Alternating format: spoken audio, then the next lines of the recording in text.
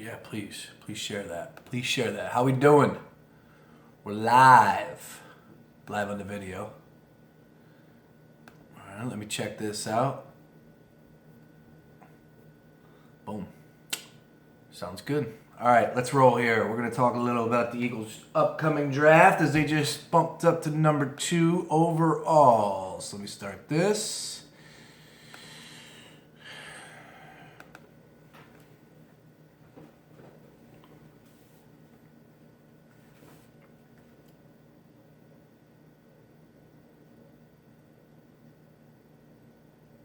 Yes, good morning, everybody. Sean Brace, PhillyOfficer.com. Every Tuesday and Thursday, I try and give you a podcast.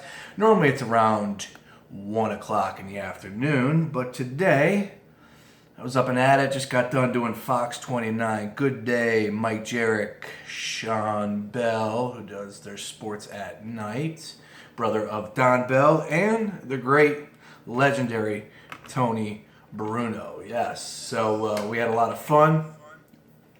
As I'm getting a little bit of a feedback here, I apologize. Let me plug that back in. All right, good. So we had a lot of fun this morning talking about what the Eagles will do with this upcoming number 2 overall pick. That's right, in the draft. Big news yesterday, so looking forward to getting into that right now with you. A lot of good points, a lot of good questions out there from everybody. And I understand there's a lot of concern with packaging all these picks and moving up for just one guy that you have absolutely no idea about, and that's Carson Wentz. And make no mistake about it, that's going to be the guy at number 2. I've been back and forth ever since the Rams moved up to number 1 overall. I felt like Goff was the guy they were going after. It seemed like that was probably about 60-40 in the minority on that. A lot of people were coming out saying, no, Wentz is something special. That's who they're going after.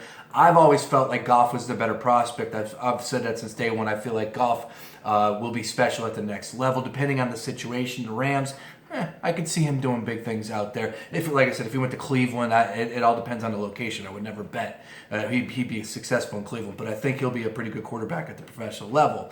Carson Wentz, well, I'm going to get to that just one second. But before we do all that, this is the PhillyOfficer.com podcast. Make sure you check out all our content every single day. All the guys are working hard for you. Adrian, Seth, Nick, and Andrew. Everybody's working hard. We got a lot of good stuff. And, of course, Rachel Mack, she does a great job of the odds and ends, the social and culture sort of thing. So get over to PhillyOfficer.com. Check that out. Please, please, please, please. We appreciate the support. And I appreciate the support of our sponsors. And we kick things off with my good friend Colin Good from the GoodTeamSells.com. That's right. He is my real estate agent. Part of Keller Williams Realty. Been doing it for over 10 years in the greater Philadelphia area, and he kicks ass and takes name. Now, let me tell you this. This is all I'm going to say. I didn't want to be bothered. I'm looking for my first house, but I was like, there's some things that we have to go through. Obviously, I'm still doing some financial matters, but I said, please, just send me some properties that you think I'll enjoy, that I think I'll like. I gave him some ideas of what I was looking for, and all he does, I wake up every other morning and there's an email. Hey, what do you think about this property? Hey, here you go. Actually, there's not even like any of that. It's just the link. This is by the house. This is in a good school district. Taxes are low here. So this is my man, Colin Good, kicking butt and taking names. I'm telling you right now, if you have a house that you're trying to sell, or maybe you're looking to buy a house this year, maybe move into a property for your business, do yourself a favor. Just check out the link, thegoodteamsells.com. He's constantly updating it with fresh new properties. If you got a question, reach out to Colin. His phone number is 610-520-0100. Get a pen. 610-520-0100. Or check him out online at thegoodteamsells.com. He's a part of Keller Williams Realty. Moving on, my good friends over at Skull Shaver. Yeah, for the people watching me on video, I shaved it up this morning. See that? See that fresh shave? Yeah, that's right. I was on television this morning. So I got up bright and early, grabbed my Skull Shaver for the ride down there, saved a couple minutes, and no razor burn, perfect. As you can see, look, man, everything is smooth. Runs right into the beard, can't beat it. This is the best thing, the best razor out there if you're a bald man. Skip the shave clubs, all right? Not worth it. They're painful too. I've seen those blades. This, nice and easy, contours right to your head, perfect. And you want to talk about saving money? Tell you what, you buy one of these, Stop buying those Mach 3 razors that cost you $25 a pack. Mix in a couple shaves from the Skull Shaver. You will save money at the end of the year, and that's what it's all about. That's really important. So shout out to my good friends at Skull Shaver. Check them out online at skullshaver.com. Now available at bedbathandbeyond.com. And of course, don't take my word for it. Check them out on amazon.com, where all the customer reviews are there. 5 stars across the board. These guys are amazing. And for the people with hair, we got the Beast Clipper coming out soon. Very soon. Waiting on some details. Can't wait to break that out there to the public. All right, got the sponsors out of the way. We appreciate the support, guys. Now let's move on to the nuts and bolts here, man. Can't say I was surprised. I think we were all on the same page when the Tennessee Titans general manager comes out last week and says that the Philadelphia Eagles were in line to move up to number 1 overall. They were basically the second best package. They pulled out of the deal. Whether or not Tennessee decided to go with the Rams or whatnot, who knows. But bottom line is John Robinson, general manager of Tennessee Titans, told us that the Philadelphia Eagles were interested in the number 1 overall pick for one reason and one reason only. They want a quarterback. And at the heart of that statement, it's refreshing, right? It's beautiful. These are the things we were yelling about all last year. This is what we were yelling about when Sam Bradford was your quarterback every single Sunday. This is what you were yelling about when Sam Bradford renewed that deal and they gave him that 2-year contract just a couple months ago, or when they brought Chase Daniel in. Bottom line is you, the Eagle fan, heard that the Philadelphia Eagles were interested in moving up to go and get a quarterback. And at the heart of that, without diving into the prospects or whoever it is, you know damn well you appreciate that. If you don't, then I guess you just kind of like hearing yourself talk for the past couple of years. And you just want to play contrarian. Or you're one hell of a big hypocrite. Let's put it that way. Because these are the things, like I said, when we talk about do the deal, and we talk about you got to find a franchise quarterback, and you talk about it's the number 1 position in all of sports. You can't say those sort of things and then not be okay with the Philadelphia Eagles being interested in moving up to grab a quarterback at the top of this draft. Without getting into the prospects, without getting to the names. You got to agree with me on that. Like I said, the number 1 cliche we toss out there every single time we get into a conversation about this position is what? It's the number 1 position in sports, and I don't deny that. I do not deny that at all. So when I heard that the Eagles were looking at possibly moving up to number 1 overall or 2, because it seemed like, okay, the Rams, they're dead set on their guys, or on their guy, even though it seems like I said, I started off that I was locked in that the St. Louis Rams or Los Angeles Rams wanted Jared Goff. I've been a Goff guy. I feel like Goff is the better prospect at the next level. You've heard me say that on the podcast for the past couple of weeks. I feel like the Rams are locked on their guy. They knew who they want. Jared Goff is their guy, obviously for business reasons. He's a California kid, but he's a pretty damn good quarterback. He can sling it. It looks like he's a little bit better of a prospect than Carson Wentz as far as throwing the football. So there the Rams are. They got their guy. Number 2, it seemed like the Cleveland Browns wanted Jared Goff. And if Goff wasn't available, now they're interested in moving the pick. And the Eagles, hello, phone rings, it's Howie. Howie, I took a year off. What did he say in Les Bowen's column yesterday? Oh, well, in the 1 year that I took off and I had all this time to think to myself and I was down in the bottom of the basement of the NovaCare complex with my red stapler, I was thinking about quarterbacks. That's what it's all about.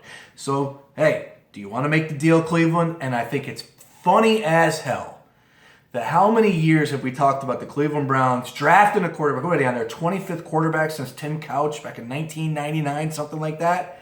They decide to pass up. So for the people that want to sit there and throw this one out there now, oh, well, it's so bad that the Browns are bouncing out, I kind of say, well, I think that might actually work against them in the long run. But I digress. Who cares about the Cleveland Browns? So the Eagles make the call. They get the pick. All right, let's start with the too much concept. Was it too much for the Philadelphia Eagles to give up, to move up from number 8 to number 2? I'm going to keep it short and sweet, all right? We know who the package, we know what the picks are. I don't feel like it's too much when you believe you have a special player at that position. Whether you want to throw out the franchise tag or whatever it is. If you feel like you have a quarterback that could come in and do special things for your franchise, you got to make that move. And the Eagles were able to be crafty and get out of all those contracts, the Maxwells, the Marco Murrays, the 2 deals that I didn't think they'd be able to get out of. Credit to Howie Roseman in the front office for making the moves, getting down to 8, and then all of a sudden being in the ballpark to move up to 1 or 2 to get one of their quarterbacks. So I got to give credit where credit's due. They saw the writing on the wall. They thought there was an opportunity. They slithered through the cracks, and here we are at the number 2 overall pick. And for the concept of the Eagles gave up too much to get that to get to number 2 overall, I disagree with. I really do. I don't think you could give up enough to go and get your guy. I'm going to get to whether or not Carson Wentz is that guy in just 1 second, so hold with me. But here's what I look at like this. In 2012, we always want to look at this deal, right? RG3, 4 picks, St. Louis Rams, Washington Redskins. And we all sit there and say, well, damn, that was a bad deal for the Washington Redskins. Look, they even got the wrong quarterback. So for the people that want to sit there and tell me that it's too much, that the Redskins gave up too much, it will set your franchise back, I ask you, look at the past 4 years. Who won the division 2 out of 4 years? It was the Washington Redskins. Last year, the Washington Redskins just won the division, and they gave up the 4 picks. And they missed on their guy, RG3. He wasn't even the right selection. So there's 2 parts to that equation. Toss them right out the window. The Washington Redskins got wrong. And are they buried? Are they done? Is that franchise in the dumps? Are they the Jacksonville Jaguars? Who actually won't be that bad this year. But you understand what I'm saying. Hell no. They just won the division last year. I don't want to get into whether or not they lucked out with the Kirk Cousins selection in that draft. I mean, yeah, that's fine. Well, I don't know what the Eagles are going to do next year. Are they going to draft another quarterback? Is Chase Daniel going to turn into something? I don't believe that Sam Bradford would be dealt, but, whatever. I'm getting ahead of myself there. So for the people that want to sit there and say to me that it was too much, you can't give up all these picks. The Eagles spread it out. Yeah, that number 1 overall pick or the first round selection next year is going to sting. We know that. It's going to hurt. But you never know what will happen. Maybe they'll make a move. Maybe something will happen with Fletcher Cox. I don't know. I don't want it. But who knows? At this point in time, the Eagles spread those picks out. They gave up the first next year. They got a 4th back next year. They will be in play. They have a 3rd round selection this year. So they're drafting number 2 overall, and then their next pick, I believe, is 79th overall. So they're going to be involved in that day 2. And then they got the later round picks. So the Eagles will be spread out throughout the course of this draft. They have to hit. They have to hit on their picks, but we say that every year, right? Nothing changes. Next year, you got to give up the 1st round selection, and the next year after that, you got to give up the 2nd round. I know it stings, but bottom line is, to the people that want to say too much, I completely disagree with that. 100% you're wrong. Once again, look at the Washington Redskins. Gave up those 4 picks, went after RG3, missed on RG3. He turned out to be a bust, all right? But yet, they won the division 2 out of the 4 years. And are they buried? No, they just won it last year. And probably, are they favored to win it again this year? I think you can make an argument for the Giants. The Cowboys, I just don't believe that Romo will remain healthy. The Eagles, are you going to put the Eagles as a favorite? No, I don't even know what Vegas has. So I would probably say that the Washington Redskins are favored to win the division this year. If I'm wrong, I apologize. But me, right now, April, I'd probably say the Redskins will win the division. We'll see. We got a long way to go with that. Let's get into the question now about the names, Carson Wentz or Jared Goff. Once again, for the people maybe that just tuning in, appreciate that. You press and play on the replay. I've always been a Jared Goff guy since we found out that these were the 2 quarterbacks coming out that you had to choose from. I'm not really sold on Paxton Lynch or Dak Prescott or Hogan from Stanford, any other quarterback. I was sold on Jared Goff. I'm not sold on Hackenberg. Jared Goff just looks like a guy that he can go out there and sling it. If you're able to watch some of this behind-the-scenes stuff and from Cal and I know I'm going to use this, but the Gruden camp, I thought he looked good in the Gruden camp. He looked confident. Just looked like the better prospect on the field and off the field. And if I was to put my money on one guy in this draft at that position, it would be Jared Goff. However, like I said, it seems like the Rams are going out there. They're going to connect the dots. They need a guy that they can bring in to make their quarterback. They're a little bit in a business situation because they're a new franchise out there in L.A. with a new stadium that they're going to have to sell all those season tickets to. That's right, business kicks in, and here they are. They're going to be able to put Jared Goff on the billboard. And it would, and be a little bit more bright lights versus Carson Wentz. When you start speaking about that side of things, the business side of things. Now, let's talk about Carson Wentz here and to play what I believe he brings to the table. There are things to look at Carson Wentz and say, that's interesting. Like there's certain, intangibles that scream at you, some measurements. He ripped it up at the combine, 4'7", something 40. He's 6'5", 234. Think Big Ben. Big Ben size. Big Ben's obviously lying about his weight. I would say Big Ben's probably about 245, 250 at this point in time of his career. I think he's listed at 240. I call BS on that. But again, Jared Goff, or Carson Wentz, young guy, give him a couple years. I imagine he could put on some pounds, but still, right now, his frame is 6'5", 233, 235, and he can move. He is sneaky quick, all right? So there are some things that jump off the paper at you and go, I like this guy. And then you get the opportunity, and we'll talk about the college and what he did at 1AA in just 1 second. And then you get the opportunity to see him where? 2 spots that make a difference to all the NFL people out there, including Mike Mayock. And that was the Senior Bowl, right? Down in Mobile, Alabama, in February, I want to say? That's right. February, January, whatever. And the Combine. And first and foremost, at the Senior Bowl, he went out there in the first quarter, went 6 of 10, didn't score, had him driving down the field, got strip sacked. But bottom line is he showed the scouts that he could compete against that type of quality opponent right there, those players. So push the 1AA stuff aside, who's his competition. This is the best of the best. These are guys that are out there to make a difference, that want to turn heads. All right, cornerback, safeties, linebackers. I know you're not able to blitz them or anything like that, so I'm not going too crazy. But you can see in the grand scheme of things that Carson Wentz can play at the next level and compete against the best talent out there because of the Senior Bowl. All right, and on top of what he did at the 1AA level at North Dakota State. Moving on, Combine. I'm just going to tell you what Mike Mayock said. And Mike Mayock can sit there and we can say he gets things wrong. Of course he does. But he came out and said after the Combine that Carson Wentz is bigger, stronger, and more athletic than Andrew Luck. So if you're looking at from a general manager's perspective or a scout's perspective, at the Combine, you got the tape, you could see the kid can sling it, you could see the kid can sneak on the outside and pick up those tough yards, not afraid to take a hit, tough son of a bitch. I'll get into that in a second, what he did at North Dakota State. He's a tough SOB. He's a winner, even though that shouldn't really play into your decision because this is a solo game at the end of it.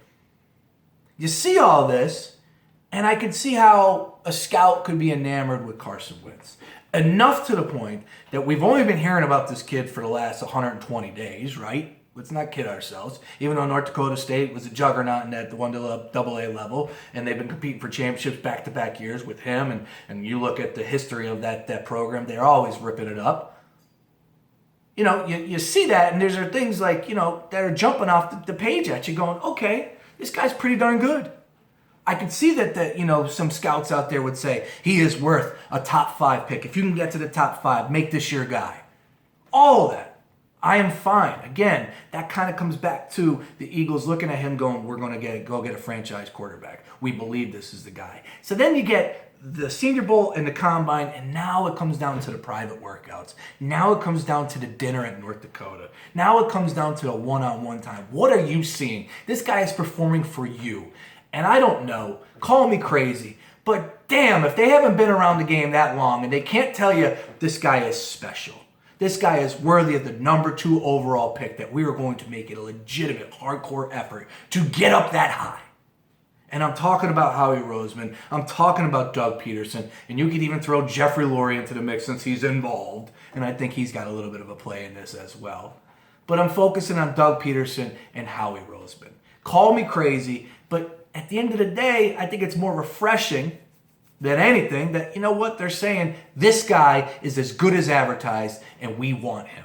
Last Monday, Doug Peterson sat down with the local media and came out and said, this is the guy we want. Carson Wentz is a special, special player. Was it a smokescreen that he was putting the vibes out there that he wanted him more than Jared Goff? Maybe, maybe not. You heard Howie Roseman speak about, well, we both quarterbacks were comfortable. I think that's BS. They know who the Rams are going to select. People talk. You know, I know there's tampering, but people talk. They know that Jared Goff is going number 1 overall, right? You have to feel that way. Howie coming out saying, oh, we know. We're connecting the dots. Yeah, I think there's something to that. So, again, for me, Carson Wentz, there are things that scream at you, hey, man, this guy's going to be legitimate at the next level. He's got the size. He can sling it. He's not scared to make a play. He's got the mentality for the position. All of those, and he performed at the Combine, jumped up the charts. Looked good at the Senior Bowl. His resume at the 1AA level is pretty damn good. All of that, that's fine. But then I get in there, and this is where I come in. And I apologize to be the Debbie Downer, so this is where it's going to take a little bit of a left turn here. Am I wrong to sit here and say that the little bit that I've been able to watch, I don't see it? I don't see it. I think, like I said, there are things that jump out at you. The speed, all that. But for you to sit there and say that we have a hole at the quarterback position for years to come, and that's fine and dandy, but I don't believe in that all that much because I look at what you have with Sam Bradford and Chase Daniel. I think that's pretty good for this year. Who knows what's down the road? I don't buy how he was selling out there that these upcoming drafts are weak. Deshaun Watson is going number 1 overall. You're not going to be able to get Deshaun Watson. He's going to be the number 1 quarterback selected in next year's draft. So the Eagles would not be that bad that they would lock up that number 1 overall pick. And I don't think that anybody's going to do a deal with you once you see it's a franchise quarterback 110% like a Marcus Mariota or Jameis Winston. And that's why the Eagles weren't able to make the move last year. They tried like hell to get Mariota, but Tennessee wasn't making that move. You're going to deal with that again next year with Deshaun Watson. Nobody is going to trade that pick because he is an absolute lock at the next level. Elite 11, Jameis Winston type style. Yes, Deshaun Watson is a lock. You're not going to be able to get that pick. Another reason why the Eagles were looking at the tea leaves and saying, hey, now we're in the top 8, top 10. Can we get up to top 2? And if we can, let's go get our quarterback because we might not be back in this position. There's something to that as well. There's levels to this. It's like an onion. Peel back each layer. There's layers to this. I understand it. But coming back to whether or not I feel like Carson Wentz is a special talent, I don't know. His resume, his game tape, it looks good, but is it like screaming off the tape? Like, wow, this guy is an absolute beast. This guy's got an amazing arm. He's a stud. He's a can't-miss prospect. I don't see that. Is he a franchise guy? I don't see that. I get in arguments all the time about Ryan Tannehill. I'm not a Ryan Tannehill fan. I think he could be around that ballpark. I don't think Tannehill's the greatest quarterback ever. I know that there's 1,000,001 excuses that people want to toss out there. Bottom line is he's had weapons, and he's not able to produce. He throws up numbers, high interception total. I think he had the 1 year. It's come down a little bit. I'm not a Ryan Tannehill guy, but I could see him being around that part. Is Carson Wentz an Andrew Luck guy? Hell no. Definitely don't see that. Marcus Mariota better than him? Yes. Jameis Winston going to be better than him? Yes. Now again, does that mean you shouldn't go after him? No. So that's what I'm saying. There's like 2 sides to this conversation. That's why I love it. So if you were to ask me, Sean, if you were the general manager of the Philadelphia Eagles, and I believe that position is open, would you make that deal? Boy, it'd be tough. It would be tough. But I don't think I'm making the deal. I don't believe I'm making the deal. I think I'm hanging on to the picks. I think I'm going to get myself a Stanley or an offensive line, a Hargraves at the cornerback position. Who knows what will happen to Ezekiel Elliott? I don't believe Zeke will drop, but if you left Carson Wentz alone, maybe Dallas takes Carson Wentz. They see the writing on the wall with Tony Romo. They went through that backup quarterback roulette last year. Jerry don't want to deal with that anymore. But then again, he knows what he had with the success with Emmett, DeMarco Murray. He knows he's got a good offensive line. You put Ezekiel Elliott behind that offensive line, look out. I think the Cowboys still draft Zeke, which is scary. But who gives a damn about the Cowboys? We're not talking about them right now. I don't think Zeke would have been there at 8. But still, Hargraves, solid. Stanley, solid. I think both of those guys you can't miss right there. Is Hargraves enough of a guy for you to sit there and say, no, let's go with him, Vernon Hargraves, over Carson Wentz? Again, it's the most important position in all sports. It depends how you feel about it. So that's why I can't kill the Eagles for being aggressive and going up and getting a quarterback that they believe, that they worked out, that they studied, that they wined and dined, can be a franchise quarterback. That's what it comes down to. Me, not believing the hype just yet. I can be sold. Let's see what he looks like out there in the practice field. He's going to have a year. Let's see what happens if Sam Bradford gets hurt. But if you were to plan it out on paper right now, and that's not how it works, Sam Bradford's your 1, Chase Daniels your 2, Daniel, not Daniels, and 3 would be obviously Carson Wentz. It's a high price to pay for a third-round quarterback or third-string quarterback, but guess what? We know that Sam Bradford, with that deal that he signed, is essentially a 1-year deal. They'll be able to move him next year. Quarterbacks, obviously, teams just jump off the page when they want you. So you'll be able to flip Sam Bradford, okay? And I believe it's a $4 or $5 million cap hit next year, so essentially that's a 1-year deal. You slide Carson Wentz into the number 1 spot. Chase Daniels your backup. Now you're set at the quarterback position for the next 2 to 3 years, 4 years, whatever it may be. Hopefully it's longer than that. Hopefully we're talking about a Donovan McNabb-esque type career. Who knows? When you draft a guy number 2 overall, you better be getting that return. You damn well hope you're getting that return, but nothing's locked, that's for sure. Again, we sit here and we pick these quarterbacks apart. There are people out there that think Matt Ryan sucks. Think about that for a second. Matt Ryan was a stud, right? Number 1 overall, absolute beast. But there are people out there go, oh, he stinks. And at times he doesn't deliver. But this is what we're talking about when we speak about the quarterback position, how difficult it is. Again, maybe I'm unfair about Ryan Tannehill, but that's my feelings about the guy. I'm not a big Tannehill fan. Carson Wentz, we shall see. 1AA, let's talk about that for just a second. When people want to sit there and say, the 1AA level, there's players that come out of there all the time, and, Romo and Flacco and Steve McNair, which, stop. Please, you could sit there and say what you want. Joe Flacco, that's fine, but just stop when you start talking about Steve McNair. And I know that professionally, his numbers were okay. I think he had 180 touchdowns to 100 and something INTs. So, touchdown to interception ratio, you'd like to see that a little bit higher. But solid 13-year NFL career, right? Runner-up at the Super Bowl, almost got it done. St. Louis Rams got him down to the 1. We know what happened there. Seemed like every single year they were a tough beat, especially when they had Eddie George, just a stud of a career, a guy that you can count on. But let's talk about his year at Alcorn State. I was looking it up last night. We're talking about a guy who had probably, if not the best, maybe the second best year in collegiate football ever. Look what he did that year. And you want to talk about who he played against, please. I have no idea. But still, look at the numbers. Over 5,000 yards passing and close to 1,000 yards rushing. Carson Wentz, his best year when he played 16 games 2 years ago. Last year he got hurt. Threw for over 3,000 yards. Rushed for, off the top of my head, about 600 yards, I want to say that's correct. Had 138 carries. Averaging about 8 carries per game. But please, don't talk about Steve McNair like that.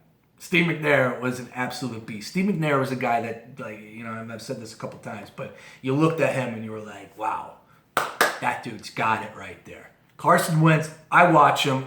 I think, like I said, he's got speed. They ran a little bit of a fluky type offense. Once again, he averaged 8 carries per game, close to 9 carries per game. You don't want that from a quarterback. There was a little bit of a Florida type, Oregon type, quarterback keeper to their offense. And they had a niche. They knew what they were doing, that type of style. They were successful, a really extremely successful program.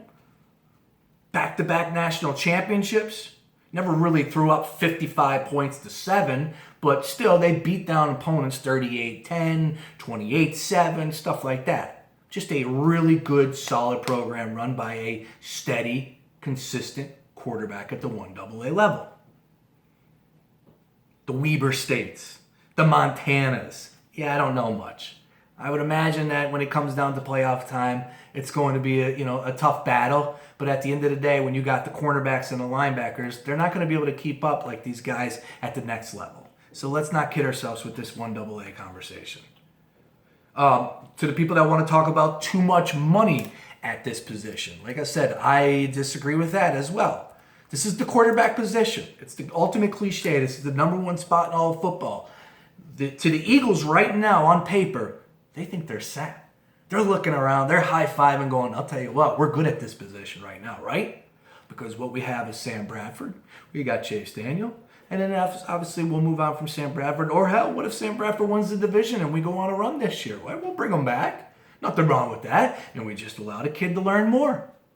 How many years did Aaron Rodgers learn under Brett Favre? We could see all that. Just because he was selected at number 2 doesn't mean he has to play right now. Wins and losses dictates that, and we'll see how that plays out.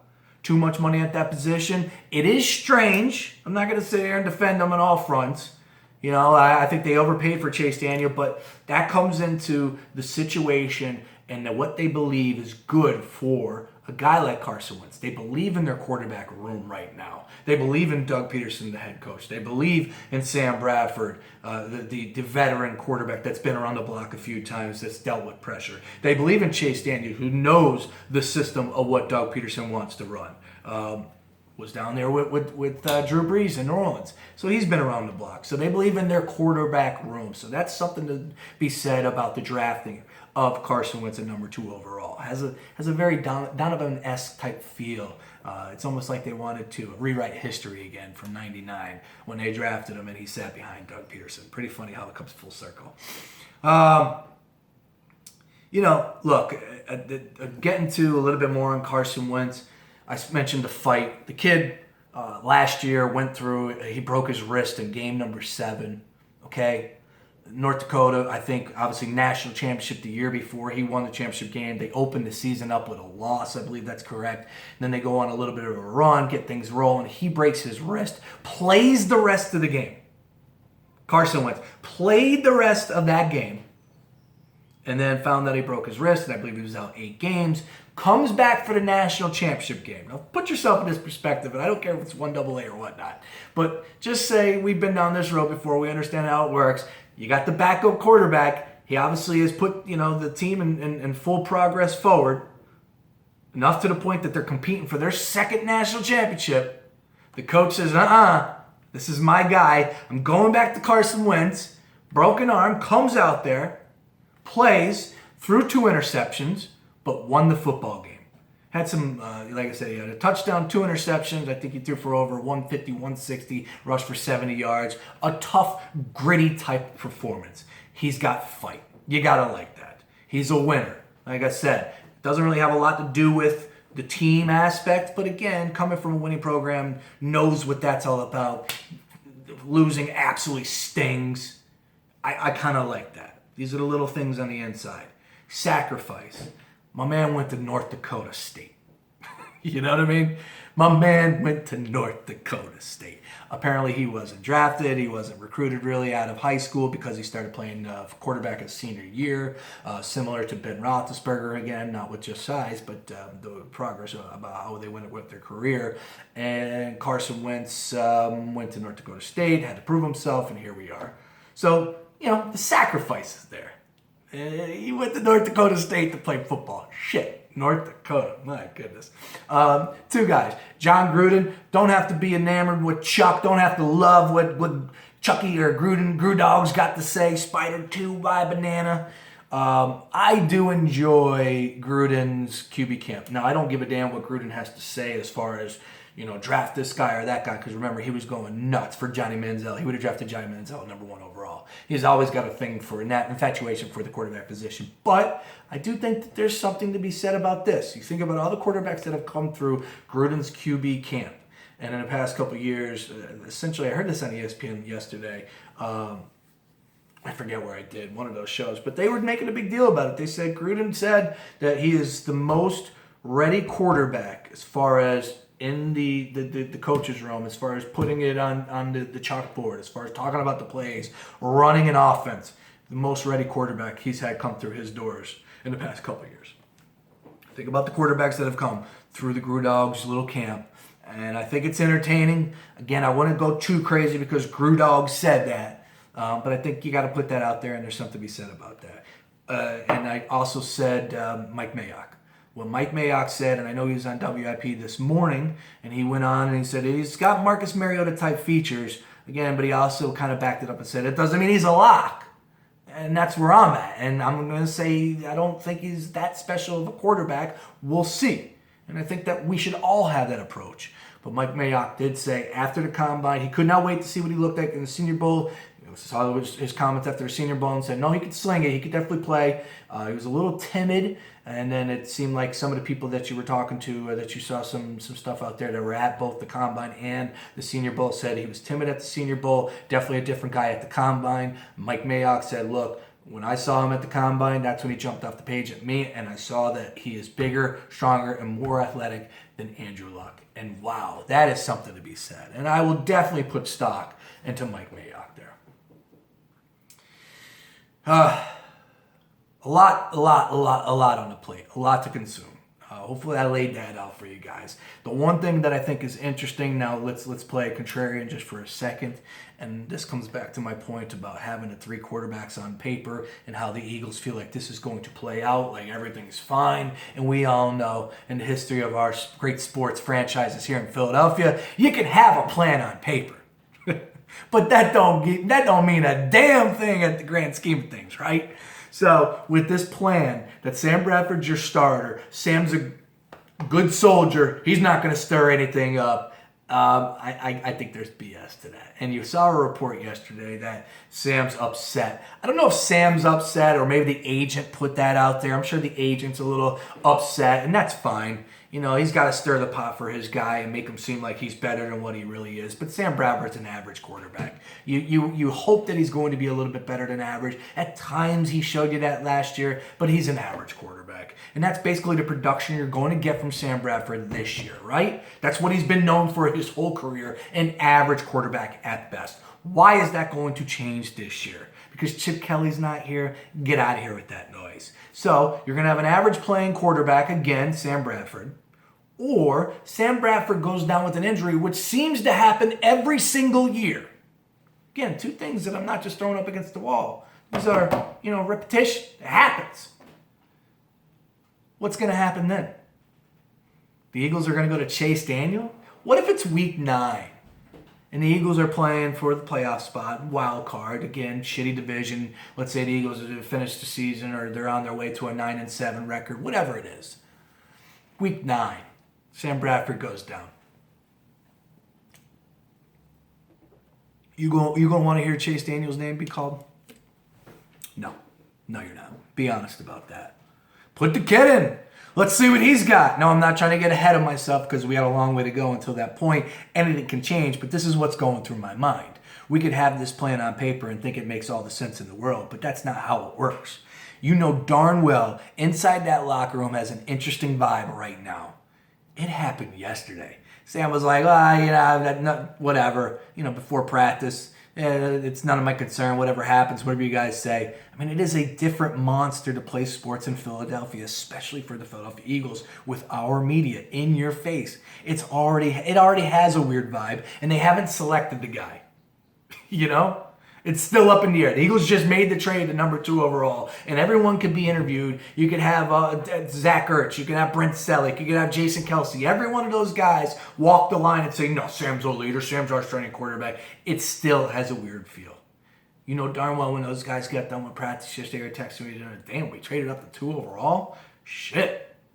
Malcolm Jenkins was about as truthful as it gets when he answered the question yesterday saying, when you're in this league, somebody's always over your shoulder. And that's why, to the point of Sam being upset, look, Sam, they threw a 2-year deal at you, bro.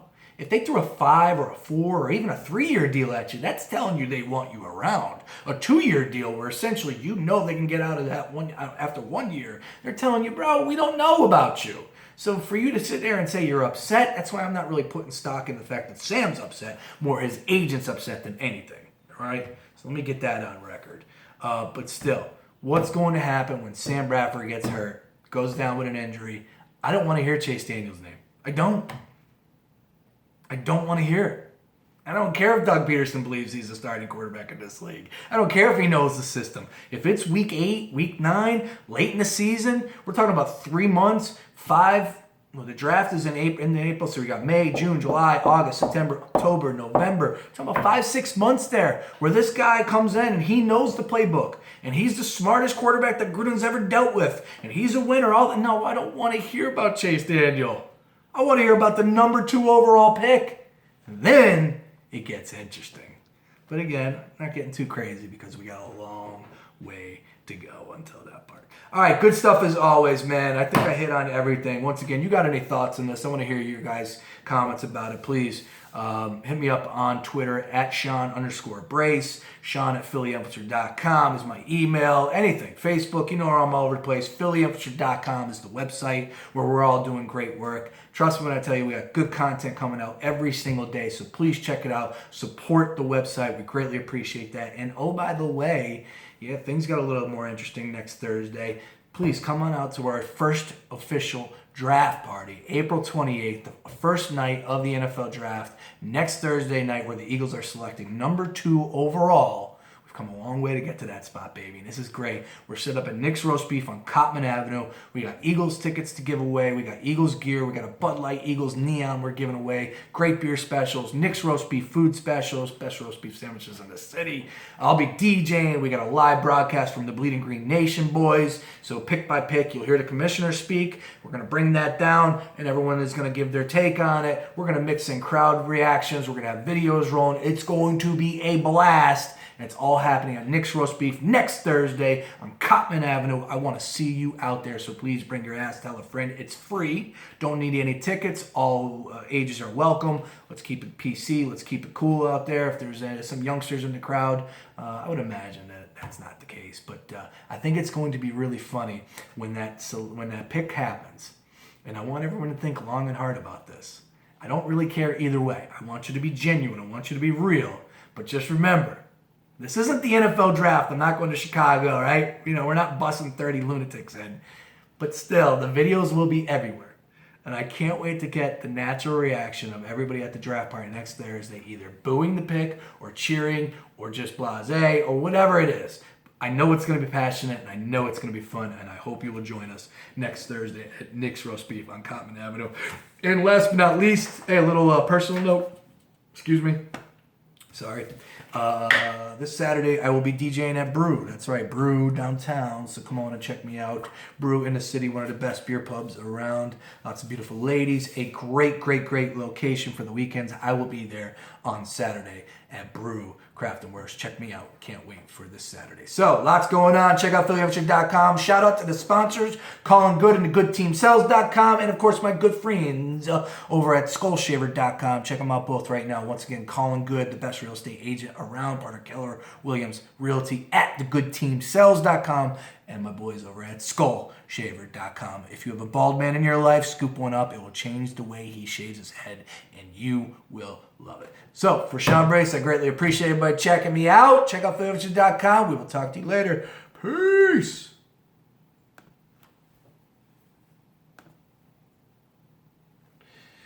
Whew. That was a quick one. Yeah, actually, not really. 50 minutes. Hopefully you enjoyed. 43 minutes, actually. Hopefully you guys enjoyed. Appreciate it. Once again, check out PhillyInfluencer.com.